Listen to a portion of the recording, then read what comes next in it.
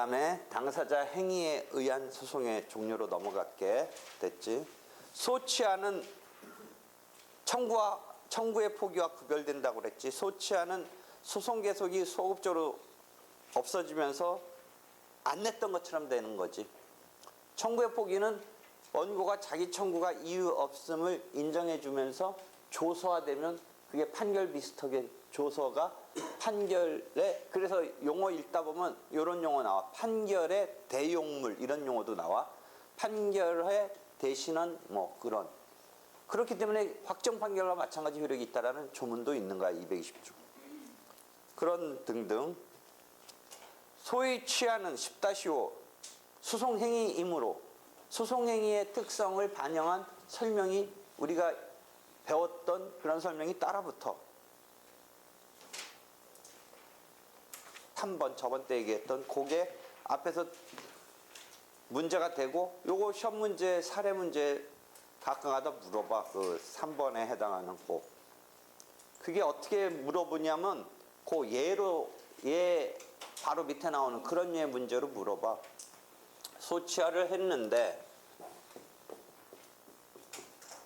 이게 이쪽에 사기라든지 강박이라든지 아니면 자기 스스로의 착오라든지 이랬을 때 실제법에서는 요게 취소 무효화 시키잖아. 실제법에. 그럼 소치하라는 소송행위는 의사표시니까 이걸 소송행위라는 카테고리로 안 보고 아예 사법행위로 보는 입장도 있지만 소송행위로 보더라도 이런 거는 반영돼야 되지 않겠냐. 내가 소치하랬는데 착각을 했어. 착오를 했어. 소치했는데 상대방한테 속았어. 그럼 이거 돌이킬 수 있는 거 아니냐. 근데 엄격하게 소송행위라는 측면을 엄격히 한다면 안 된다. 소송행위에는 이런 의사표시의 흠에 대한 규정이 적용되지 못한다라는 걸 고소할 수도 있는데 지금 일반적인 입장은 뭐야? 유추 적용 정도를 생각하고 있는 거야. 실제법에서 있기에.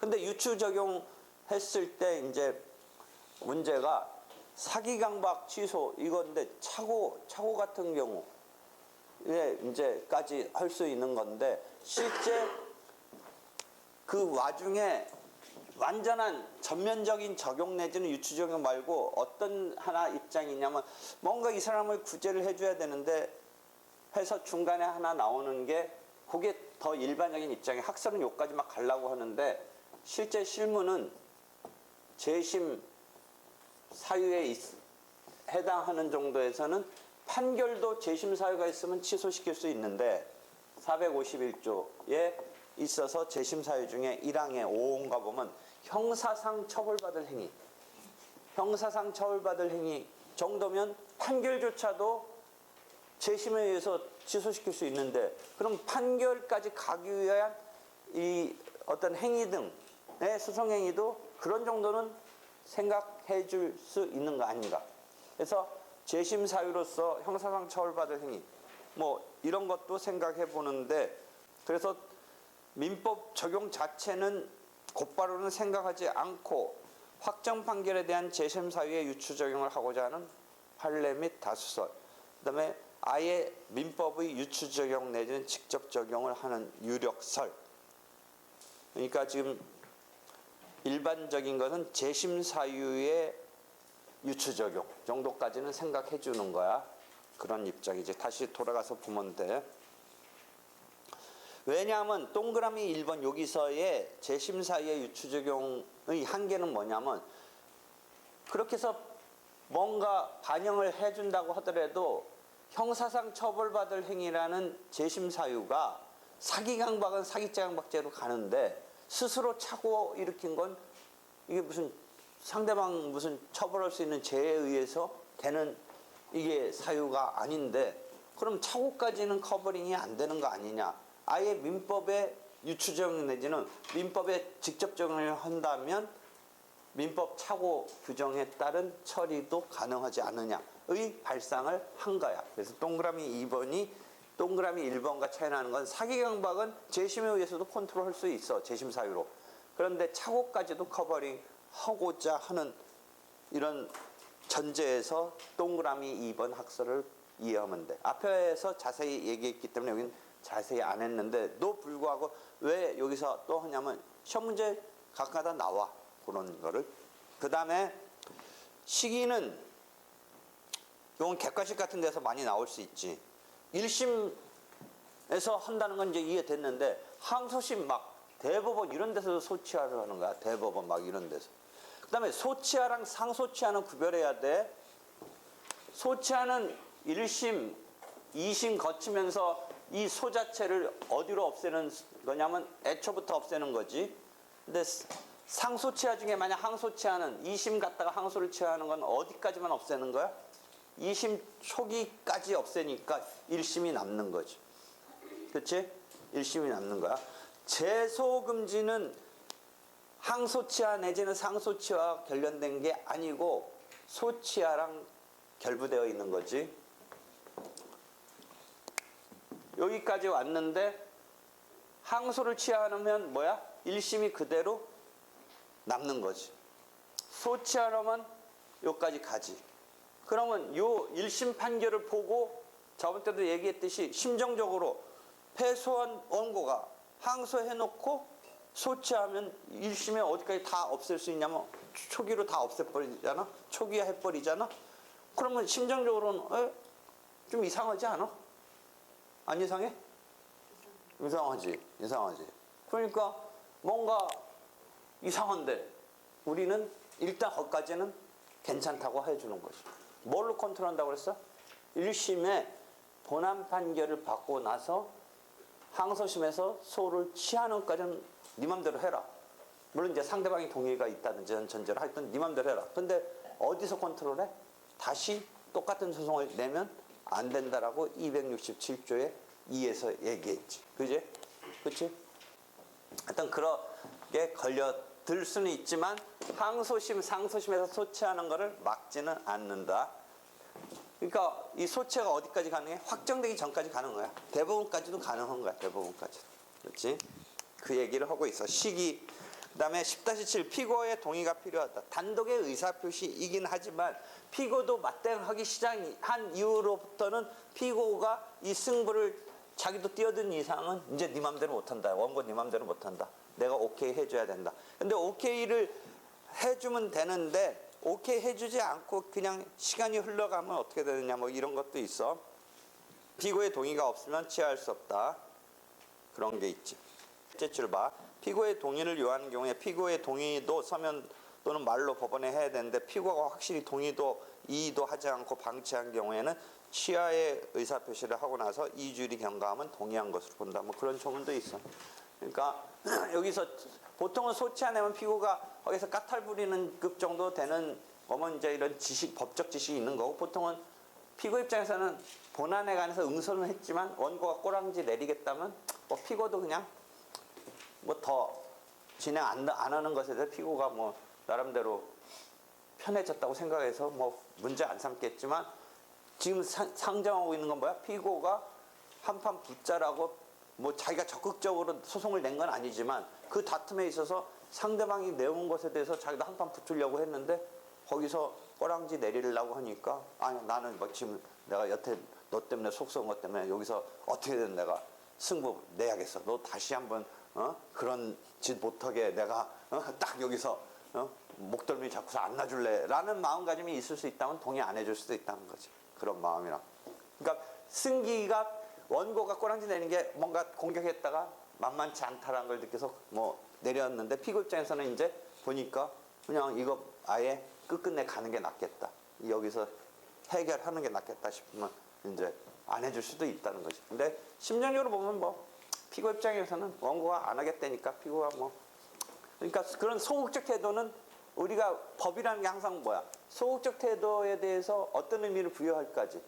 여기서는 소극적 태도에서 어떤 의미를 부여했냐면 오케이 한 것급으로 가는 거지. 소극적 태도에 대해서. 보통의 피고라면 원고가 냈던 거 관두겠다면 피고도 그냥 좋은 쪽으로 이렇게 받아들이는 이런 해석을 한 거지. 그러니까 피고 입장에서는 결국 가만히 있는 거는 취하는 게 좋은 거다 이렇게 생각을 하고 있는 뭐 그런 상태에서의 주문이죠. 그러니까 우리가 민법 주문은 확연히 뭐 그런 거를 많이 볼 수 있지. 그러니까 디폴트를 어떻게 해놓느냐가 되게 중요하지. 뭐 내가 뭐한테 말했는데 대답하지 않으면 그걸 어떻게 하느냐, 그렇지? 항상 무슨 뭐 어디 사이트 가서 보면 막 조그만 글씨로 뭐야. 원래는 그 분립 같은 거 체킹을 해야 되는데 당연히 가만히 있으면 나중에 뭐 조그만 글씨로 돼가지고 나중에 가서 뭐 문제 생기면 뭐 그럴 때 그 처음에 어떻게 세팅해놓냐가 중요한데 그래도 법은 가만히 이렇게 보면 뭐 어떻게 했을 때 어떻게 한다라고 보면 이렇게 납득이 되잖아. 민법이 납득이 되는 게 많지. 소송법은 좀 약간 기계적, 집행법이 제일 기계적이고 내가 하는 거에서는 소송법은 또 상당히 그런 게 많은데 그렇잖아. 그래서 맨날 얘기하잖아. 소송법도 뭐 세팅하기 나름인데 아까 말한 대로 항소심에서 소치하를 우리가 심리는 좀 이상한 거는 디폴트 그게 잘못된 거야. 어떻게 보면 그지? 항소심에서 소치할 수 없다. 디폴트라는 말이 맞나? 맞아? 기본 세팅해놓은 그 맞아? 그 보통 우리 전자기기 같은 거 어떻게 그러니까 세팅을 처음에 어떻게 하느냐인데 항소심에서 소치할 수 있느냐 보면서 우리가 그냥 이렇게 기본적인 머리를 갖고서 이게 세상의 흐름을 봤을 때 좀 이상하다. 그건 좀 잘못된 거 아니냐라고 할 수 있는데 그러니까 소치하를 할 수 없다. 상소심에서 이런 법제를 만들려면 만들 수도 있지. 그러니까 소송법은 조금 기술적으로 민법 실체법과 달리 하여튼 세팅한 게 이렇게 막 납득이 되느냐 안 되느냐서 조금 민법보다는 이게 확 안 나오는 게 많으니까 이게 공부하기가 싫지 좀. 그래서 내가 맨날 얘기해요. 좌측 통행이 옳으냐 우측 통행이 옳으냐 정하기 나름이지. 뭔가는 자기네 나름대로 뭐 근거는 있었을 거야. 그게 더 낫다고. 근데 그게 선뜻 우리가 안 받아들여지지. 그치? 우측 통행이 맞는 거야? 좌측 통행이 맞는 거야? 나 어렸을 때 좌측 통행하라고 그랬는데. 요새는 뭐야?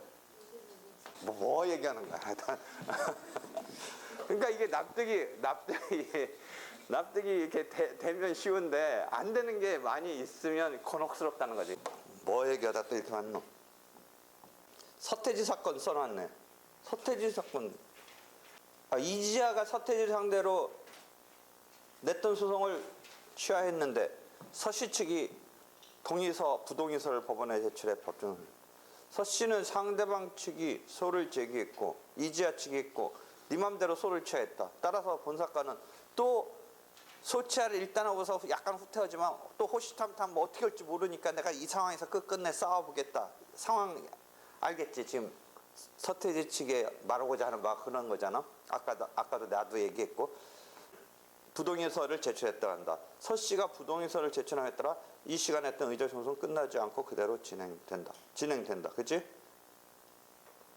그런데 여기 봐봐. 재산분할 사건은 소치하로 종결됐다. 이거 이해할 수 있겠어? 이게 신문 기사인데 일반 사람들은 뭐 그냥 이지아 서태지 때문에 읽어봤겠지만 내가 중요한 포인트는 재산분할 사건은 소치하로 종결됐다. 부동의했음에도. 왜 그래? 아까 동의 안 했으면 진행해야 되잖아. 일반 소송 사건인 의자료와 재산분할 사건은 이게 재산적인 가사 사건에서 상대방 동의를 요하지 않고 바로 소치하의 효과가 발생하는 비송사건이기 때문이다. 비송사건 같은 경우는 처분권주의 뭐 이런 것에서 상대방 동의 뭐 이런 것 등에서 재산관계에 지금 우리가 규율하는 거랑 달라. 그러니까 그건 내가 지금 설명을 붙여줘서 그렇지 그 앞에 신문기사를 보면 그냥 사람들은 아무 생각 없이 뭐 그런가 보다인데 이게 위자료 청구 소송은 금전적인 청구로서 부동의하니까 지금 민사소송에 지금 배웠던 이론대로 아무리 소치하려도 이쪽이 부동의했다는 것 때문에 안 되는 건데 소치가 안 되고 진행되는 건데 재산분할 청구는 가사사건이니까 이게 부동의냐 동의냐 이거와 상관없이 취하됐다. 그거지. 그렇지? 가끔가다 이 신문기사에 들어놓은 것은 이 교재인데 조금 급이 다른 거 아닌가 싶은데 이렇게 써놓은 거 보면 여러분 흥미 갖게 하려고 써놓은 거야. 좀 왜 교과서에 무슨 신문 기사가 그런 근데 가끔가다 보면 재미난 게 많아. 재미나면서 이해할 수 있는 게 그래서 써놓은 거야. 이 책의 특징이야. 방식 서면으로 하는 것이 원칙이다. 서면은 확실성 때문에. 다만 변론기일에서는 직접 구술로 할 수도 있다. 그럼. 그다음에 효과. 내가 지금 중요 포인트만 얘기해 주니까 나머지는 다 알아서 혼자 읽어야 돼. 소송 계속이 소급적으로 소멸한다. 계속 말하는 거지. 민법에서는 시효 중단 효과가 제기 때문에 됐는데 소치하되면 어떻게 되느냐? 소급적으로 시효 중단도 소멸한다. 민법 170조. 그 다음에 10-9에 가로 3번이 앞에서 또 한 번 배웠던 거야. 형성권을 행사했는데 소치하되면 어떻게 되느냐? 앞에서 상계권을 행사했는데 해제권을 행사했는데 소치하되면 어떻게 되느냐? 소치하되면 소송 계속이 다 전부 다 없어지지. 그러면 형성권을 소송상 공격방어 방법으로 행사했어. 상계권은 공격방어 방법으로 행사했어. 해제권은 공격방어 방법으로 행사했어. 이게 그러면 민법에서 배운 상계권 행사 의사표시, 민법에서 배운 해제권 의사표시, 이게 소송 계속이 소급적으로 소멸됐어도 민법적으로 의사표시가 상대방한테 도달됐을 때 민법적인 것만 본다면 소송 계속이 유지되느냐 아니냐 상관없이 이게 된 거잖아. 근데 순수한 소송 행위로서의 의사표시의 행사만을 본다면 소송상 행사됐다가 소치하로 소송에 있어서 소급적으로 소멸되면서 소송 계속이 이것조차도 다 날아가는 거잖아. 그 의사표시도. 그러면 안 한 거가 되느냐? 안 한 거가 되냐? 그런 게 저번 배웠던 바가 있지. 기억나? 안 나? 앞에 가서 봐. 어디 앞분 어디야? 지금 실무적으로는 어떻다고 그랬어? 설명해봐. 1학기 때 시험 문제도 나왔던 것 같은데. 소가 취하된다고 해도 소송 중에 사법상의 의사표시는 온전한다는 사법행위상의 실무에서는 많이 쓰이고 있는데 판례는 신기해요. 하여튼 그런 바탕하에 신명요소는 뭐야? 뭐 차이야? 그는 사법적인 행위. 소송상 소송권의 행사가 소송 행위로서의 의미로 상실되기까지 이르려면은 사법상 효과적으로 없다고 이렇게 조건 비슷하게 결부시켜 놓은 거. 그래서 병존은 병존인데 조건으로 결부시켰다 해서 신병존소라고 하는 거지. 그렇지? 병존 내지는 사법행위로서의 왜 병존 내지 사법행위냐면 소송상 행사된 거는 일단 전제인데 사법적인 거가 병존한다. 즉 사법행위로서의 이 속성은 있다. 그러면 이게 소치화돼서 날아가도 남아야 되는데 신병조서는 뭐야? 이게 날아가면 이것도 안 한 것처럼 연결시키려는 거지. 즉 결과적으로는 소송행위적인 결과로 보려고 하는 거지. 되겠어? 돼? 됐어? 됐어? 그것도 시험 문제 계속 사례로 나오는 부분이야. 가로 3. 그 대신 여기는 한번 그런 게 있었다라고 체킹만 해주는데 자주 나오는 거야. 그렇지? 자주 나오는.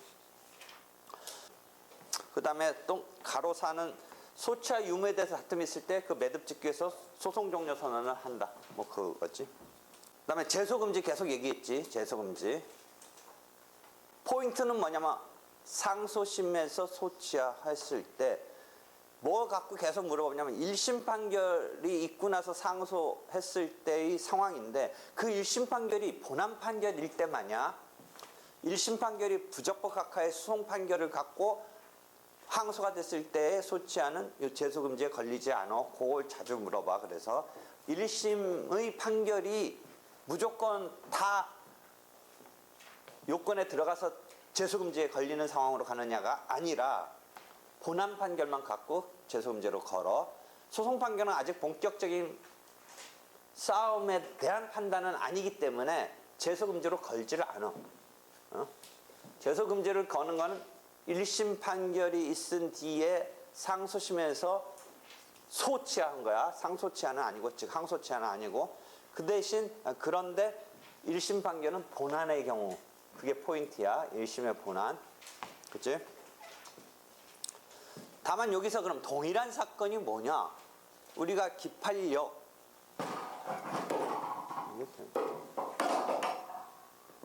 기판력 또는 앞에서 중복제소할 때 동일한 사건을 전제로 한 개념인데 이 제소금지도 일단 그 사건이 다시 제기되는 이런 상황을 염두에 둔 건데, 여기서는 중복제소나 기팔력과 달리 하나 거기서 고려하는 요소가 있어. 동일한 사건이더라도, 그래서 동일한 사건이면 걸릴 수도 있는데 혹시 다시 내야 될 필요성이 있다면 안 된다고 하지 않는 그걸 하나 더 플러스해서 생각해 줘. 그러니까 사건이 동일해야 되는데, 동일한 게 걸리는 건데 설사 동일하더라도 권리보호의 이익이 필요성이 있다면 제소를 허용할 수 있다라는 해석 내지는 그런 추가적인 고려를 한다라는 거지. 그래서 보면 제소의 필요가 있는 사정이 달라졌다면 다시 내게 한다. 그래서 제소를 필요로 하는 사정의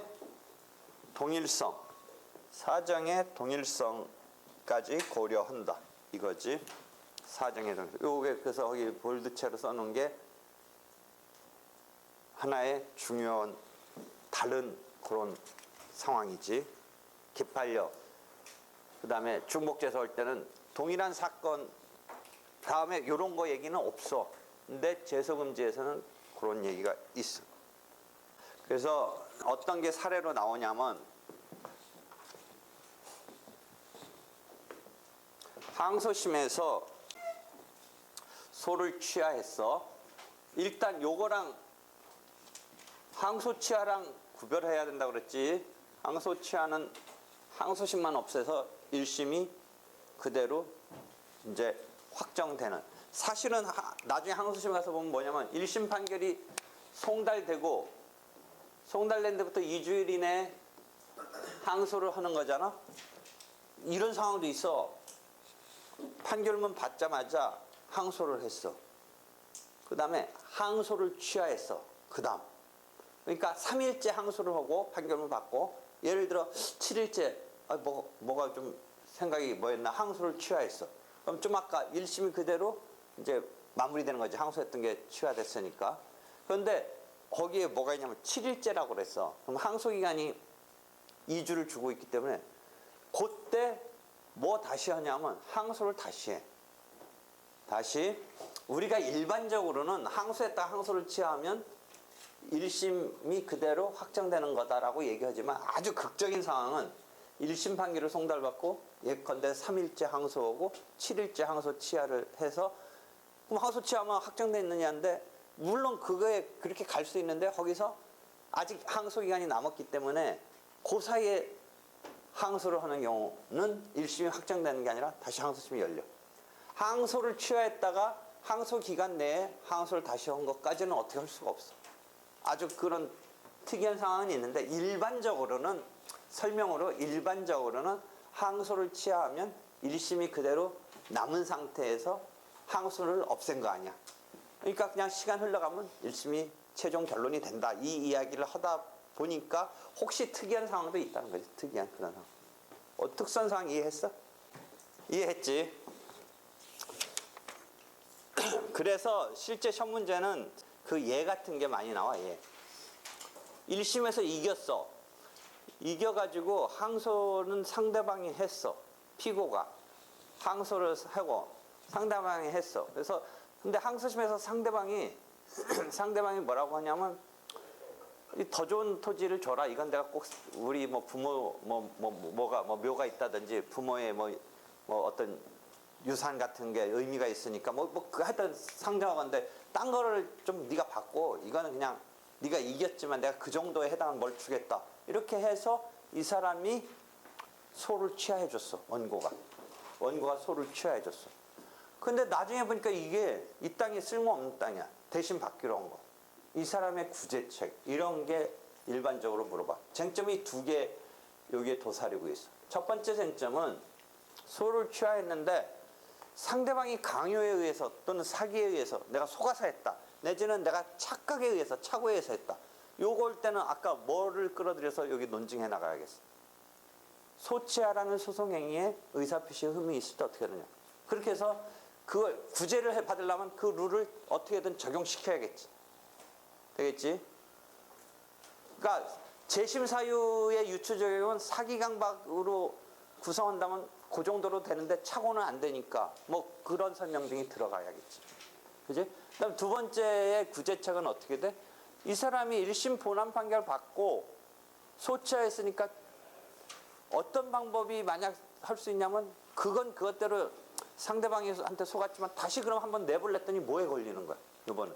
그러니까 좀 아까 말한 건 소치하 자체가 안 된 것으로 해서 항소심을 계속 살려나가는 거로 마무리 소치하했다가 살려나가려는 거고, 그것에 대한 승부를 가지고 소송 종료선언 해줘야 되는 상황도 되지만 만약에 소치하가 잘못했다면 살릴 수 있잖아. 그렇지? 항소심 살릴 수 있지. 지금 이제 생각하는 거는 자기가 소치해서 끝내버렸는데 이게 지금 나중에 보니까 이게 아닌 거네. 그럼 내가 다시 내야겠다라고 하는 방법으로 돌파구를 찾으랬더니 뭐를 지금 걸릴까 봐 생각되냐면 제소금지가 걸릴 거다라고 생각되는 룰이 267조에 있는데, 이 항에 있는데 어떤 식으로 돌파구를 찾아야겠어? 사정의 동일성까지 감안해야 된다. 똑같은 상황 사건인데 사정이 지금 이제 바뀌었다. 상대방이 나한테 트릭을 쓰거나 뭔가 이상하게 해서 이건 제소 금지의 동일한 사건이긴 하지만 사정이 달라졌으니까 동일하지 않으니까 낼 수 있어야 되는 거 아니냐. 그래서 그 요건으로서 권리보호의 이익 내지 필요성이 다시 생긴 거 아니냐. 다시 생긴 거 아니냐. 사정이 동일하지 않다라고 하는 거로 빠져나가는 그게, 그러니까 볼드체 보면 속행기일 지정의 신청이 하나의 방법일 수 있지. 소치하 자체에 잘못된 걸 가지고. 그 다음에 제소금지로서는 사정의 동일성과 관련된 권리보호의 이익 내지 필요성의 동일성을 가지고 동일하지 않다고 해서 제소에 걸리지 않는다 해서 빠져나가는. 요게 사례 문제로 항상 물어보는 거야. 이해할 수 있어? 요까지? 요까지. 그 다음에 소치하의 합의 10의 11. 이것도 여기서는 간단히 다루는데 앞에서 나왔지. 여기 옆번호 2-161. 2-161. 앞에서 했었지. 기억나? 그럼 설명해봐.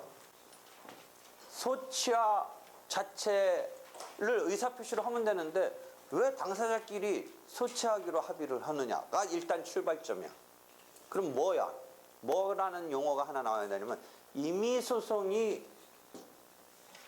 금지된다는 룰이 있어. 아까 말한 대로 절차법은 이 절차 자체 소송하는 거 틀을 만들어놨는데 쥐네끼리 막 정해갖고 와. 뭐 이렇게 해서 이렇게 한다.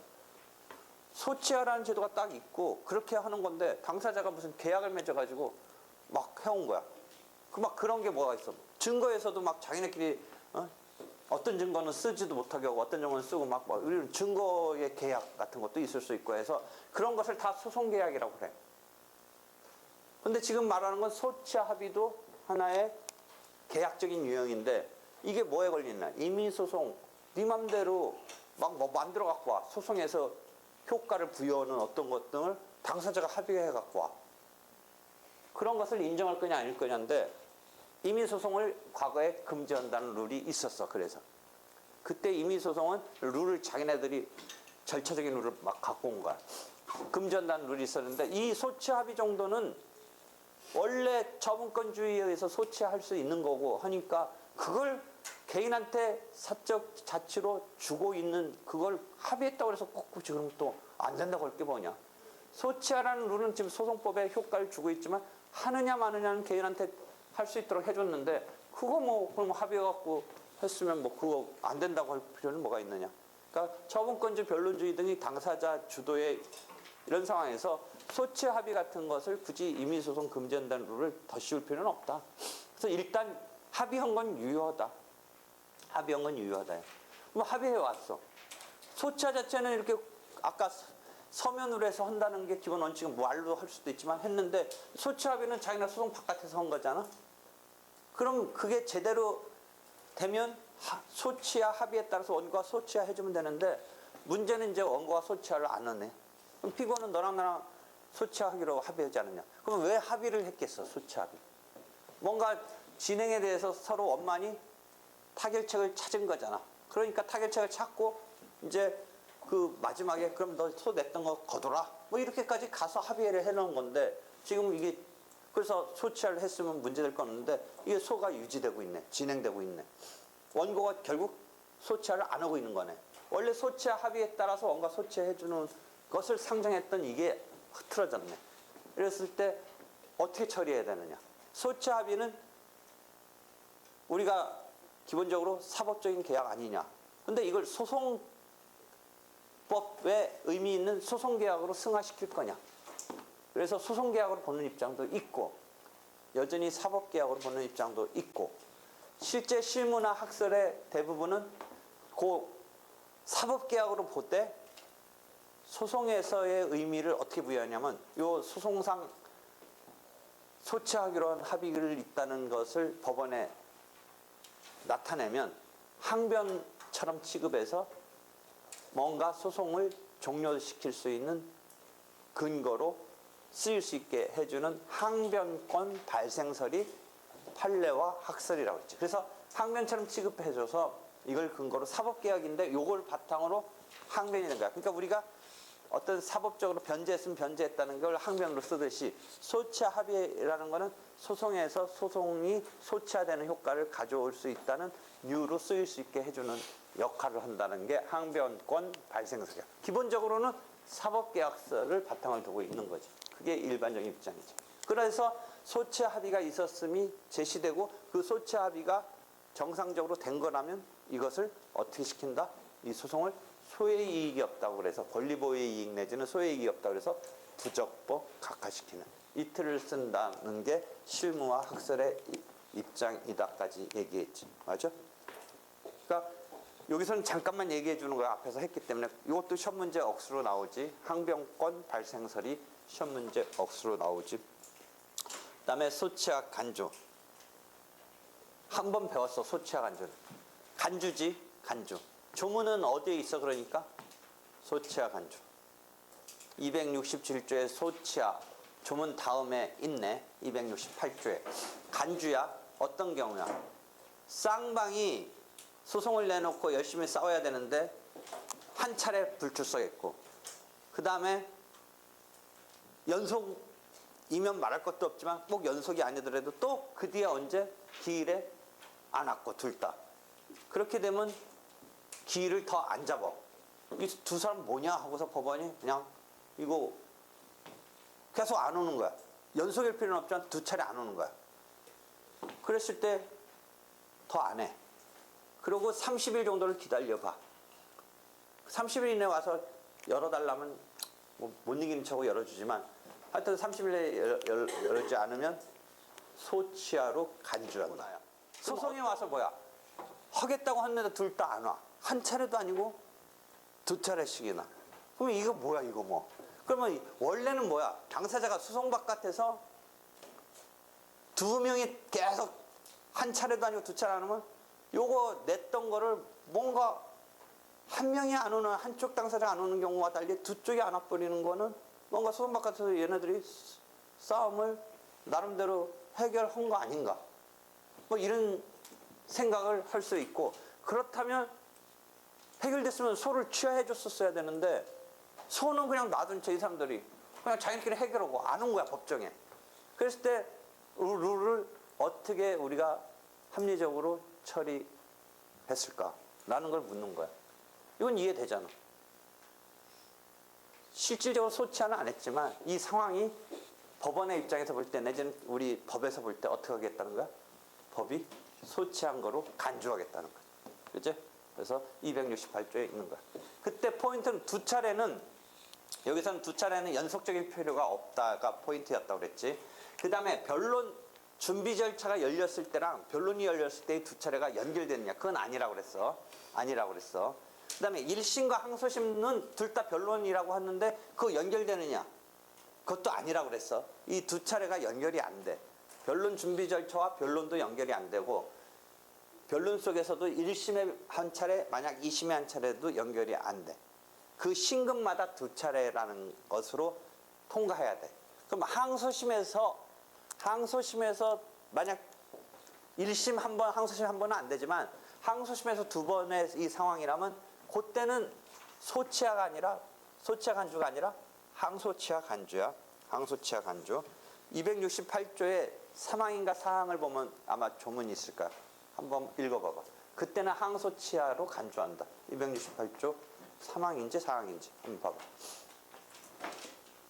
읽어줘봐. 상소심의 소송 절차에는 제1항 내지 제3항의 규정을 준용한다. 다만 상소심에서는 상소를 취하고 이제 항소치하로 간주한다. 내지는 상소치하로 간주한다. 어? 사항에서 일사망을 준용하면서 만약 일사망을 준용하면 어떤 식으로 되냐면 그렇게 문장 끊으면 소치하로 간주한다라고 갈 것 같으니까 거기서는 요 경우는 항소치하로 상소치하로 간주하는 거다. 이 이야기를 한 거지. 이해하겠지? 1학기 때 다 한 건데 그 다음에 소치하 간주는 아직 안 배웠지만 피고를 경정하는 건 어디서 용어 나왔냐면 당사자 변경은 아직 안 배웠는데 우리가 사자명의 소송에서 피고가 죽었을 때 상속인으로 실무는 당사자 표시정정을 하는데 학설은 당사자 표시정정의 것이 아니다. 아버지로부터 아들은 표시정정의 수준은 아니고 굳이 한다면 피고가 변경되는 피고의 경정이다. 이렇게 보는 입장이 학설은 더 일반적인데 그거와 관련됐을 때 피고의 경정이라는 게 나와. 이때 경정은 변경한다는 의미로 쓰이는 거야. 그럼 피고 경정이 되면 피고가 변경되면 종전피고 원고가 종전피고 부분은 소치한 것으로 이렇게 본다. 종전피고는 이제 빠져나가고 새로운 피고로 경정을 해서 오케이가 되면 종전피고는 취하된 것으로 본다. 이런 게 있다는 거죠. 그렇지? 여기까지 됐어. 이 소치하는 소치하 자체의 소송행위라는 측면 때문에 우리가 앞에서 소송행위의 특성과 관련된 걸 다시 여기서 확인한 거야. 세 개가 여기 다 소송행위의 특징과 관련된 세 개가 여기서 다 사례로 등장해. 그러니까 앞에로 가지 말고 요 자체에서 소해체에서 먼저 뭐 하나가 문제가 됐어. 10-5의 3번. 그게 문제가 됐잖아. 10-5의 3번. 그지? 그 다음에 10-9의 3번이 문제됐지. 10-9의 3번. 그죠? 그 다음에 10-11이 문제됐지. 앞에 소송에서 나온 거. 되겠어? 됐지?